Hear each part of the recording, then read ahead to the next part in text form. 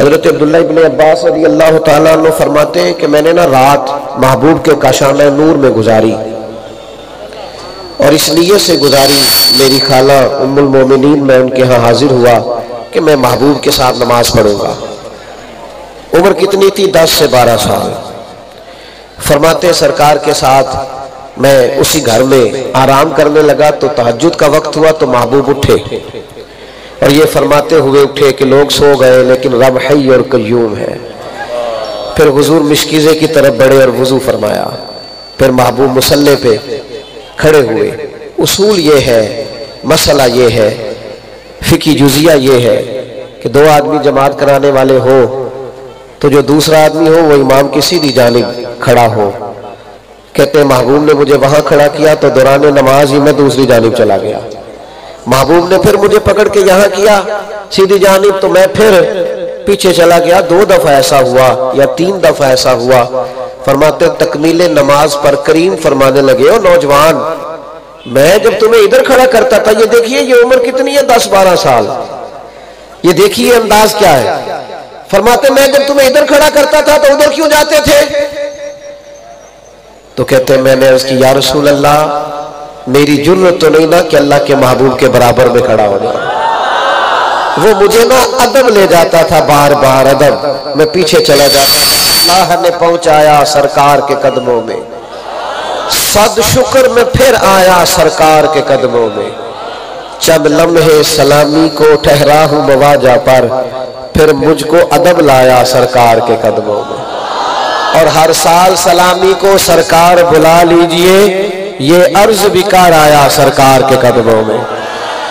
فرماتے ہیں جب میں نے یہ عرض کیا نا، سنیں جی اللہ جزائے خیر دے، کچھ لوگ ایسے ہوتے ہیں جو بغیر نعروں کے بھی ساری تقریر کر لیتے ہیں، آپ سن کے دیکھیں ذرا، آپ بھلے سبحان اللہ بھی آہستہ کہے، اثر کرے نہ کرے، سن تو لے میری فریاد۔ اب حضور خوش ہوئے ان کے اس ادب پر، آپ زیادہ غور کریں میری بات پر، محبوب خوش ہوئے، اللہ کے حبیب نے خوش ہو کر پتہ کیا فرمایا؟ حضور نے دعا دی، اور کس بات کی دعا دی؟ کہا اے اللہ عبداللہ ابن عباس کو دین کی سمجھ عطا فرما۔ اللہ انہیں دین کی، یعنی جب کوئی بڑا خوش ہو نا تو وہ دعا دیتا ہے، اور دعا بھی دیتا ہے دین کی فقاہت کی۔ اور پھر انہوں نے، میرا خیال ہے اب اتنی بڑی دعا تھی ان کی، پیچھے سرکار نے دعا دے دی تھی، بیٹھے رہتے گھر میں، یہاں تو اللہ خیر کرے سارے پیروں کے صاحبزادوں کو علم الدنیا الا ماشاءاللہ، سب گھر میں بیٹھے بیٹھے ہی وہ درویش ہو گئے اور سب پڑھ لکھ گئے، وہی بیٹھ کہتے اس میں نظر کرم ہے۔ تو میں نے کہا اتنی نظر کرم کسی پر نہیں ہوگی جتنی حضرت عبداللہ ابن عباس پر تھی۔ اس نظر کرم کا نتیجہ کیا نکلا؟ سرکار کی اس دعا کا نتیجہ یہ نکلا کہ ان کے دل میں علم کا شوق پیدا ہوا، اور وہ شوق خوب کی احادیث کو لیا۔ فرماتے ایک صحابی کے ہاں میں جاتا تھا ان سے احادیث کا سماع کرنے کے لیے، تو ان کا گھر کا دروازہ مدینہ شریف میں صحرا میں کھلتا تھا۔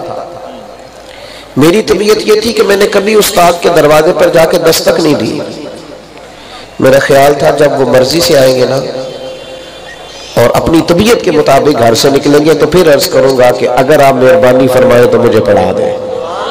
فرماتے کئی دفعہ یوں ہوتا کہ دیر ہو جاتی، وہ باہر نہ آتے تو میں انہی کے دروازے پہ لیٹ جاتا، ٹھنڈی ہوائیں جب مدینہ طیبہ کو چوم کے گزرتی، ریت اڑتی اور میرے بالوں میں پڑ جاتی، لیکن میں وہیں جمع ہوں۔ یہ محبوب کی دعا نے علم کا شوق پیدا کیا، تڑپ پیدا کی ہے، تڑپ۔ اب تیری تلاش میں پھرا میں جنگل پہاڑ اور دشت میں، اب یہ ذوق ہے جو بڑھتا جا رہا۔